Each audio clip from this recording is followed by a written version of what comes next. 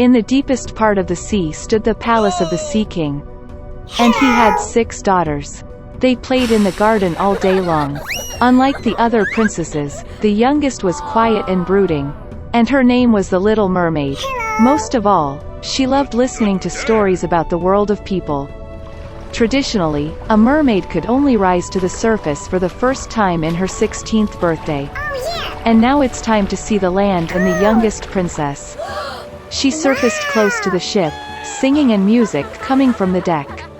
This was the first time the princess saw the ship. In the cabin of the ship, the Little Mermaid noticed a handsome prince. For a long time she could not take her eyes off him. Suddenly, a violent storm began at sea. The prince's ship hit a rock and shattered into pieces. In complete darkness, lightning flashed, and the Little Mermaid saw the prince fall into the sea. She rescued him by bringing him ashore. Soon the prince was found by a girl passing by. When he woke up, he smiled at her and thanked her for saving her. The Little Mermaid became sad that the prince did not even know about her existence. She dived into the water and swam away. From her father's stories about people, the Little Mermaid knew that they considered the fishtail of mermaids to be ugly. Therefore, in order to please a person, one had to acquire 2 legs. The next day, the Little Mermaid went to the sea witch. The sorceress agreed to make a potion for her that would turn the fishtail into a pair of slender legs.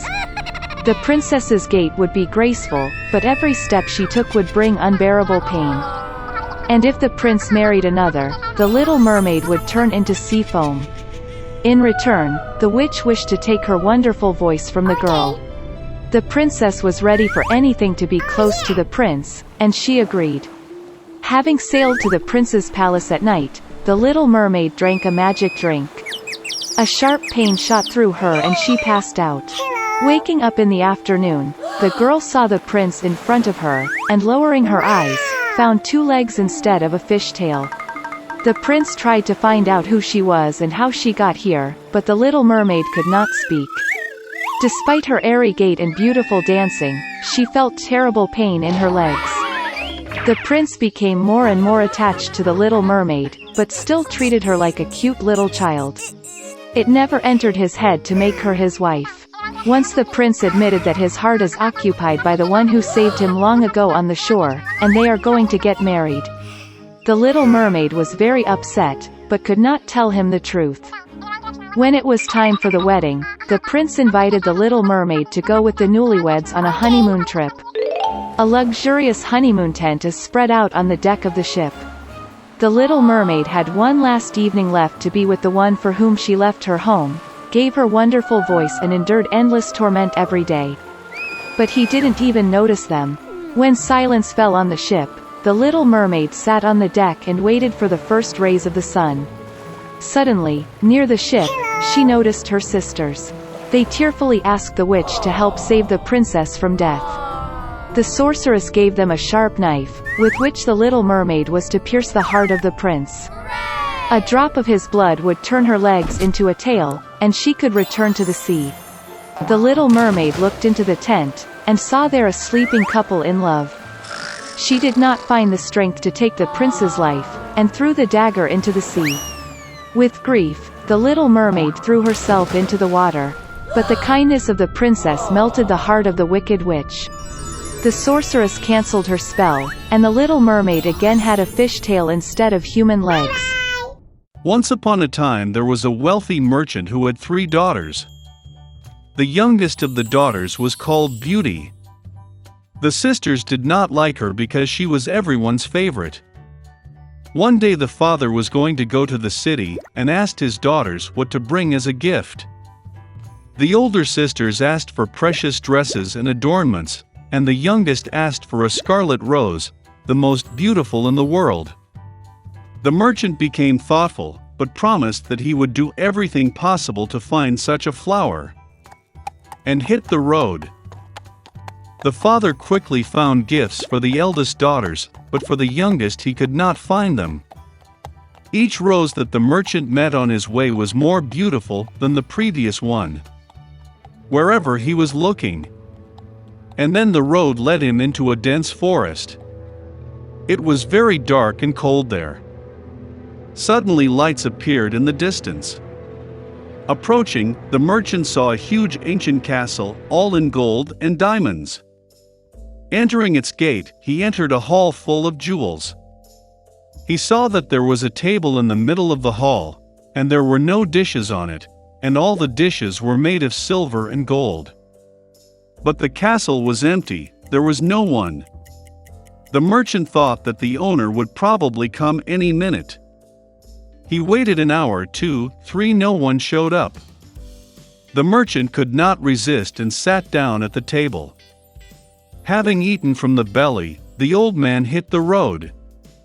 Driving along the alley, the merchant saw a rose bush of unprecedented beauty, and remembered the request of his youngest daughter.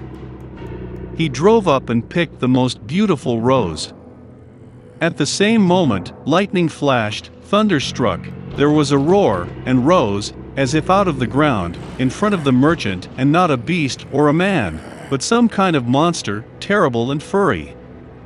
It was too angry that the merchant picked his favorite flower instead of thanking the owner for his hospitality. The old man was very frightened, and said that he would do anything, as long as he did not kill him. For such an offense, the beast agreed to marry one of his daughters. But only the one who wants to come herself, out of love for her father. And if none comes, then death to the merchant. The old man was grieving and decided to go home to say goodbye to his daughters. He did not want to give up any of them for a fierce beast. I got on my horse and went home.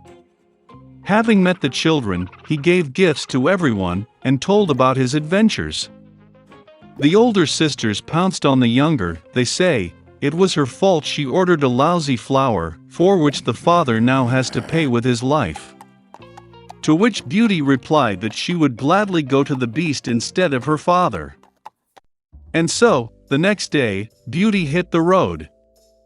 The horse quickly found its way back to the castle. Entering the hall, she found a table with exquisite wines and food.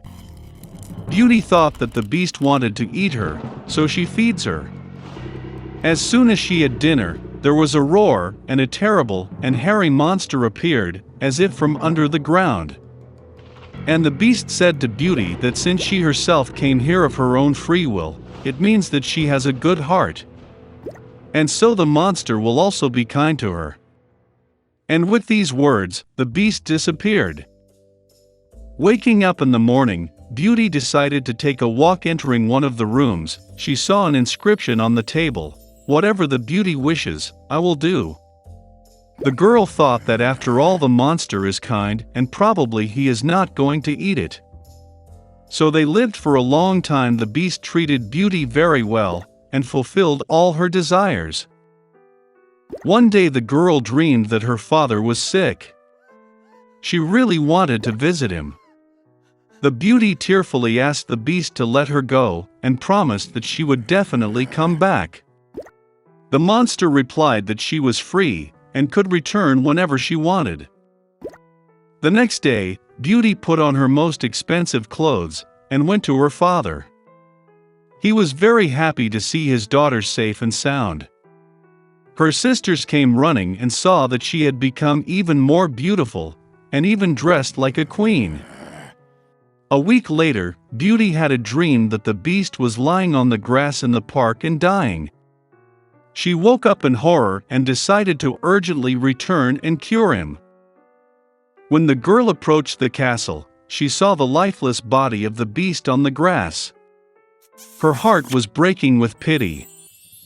The beauty rushed to him with tears and kissed him.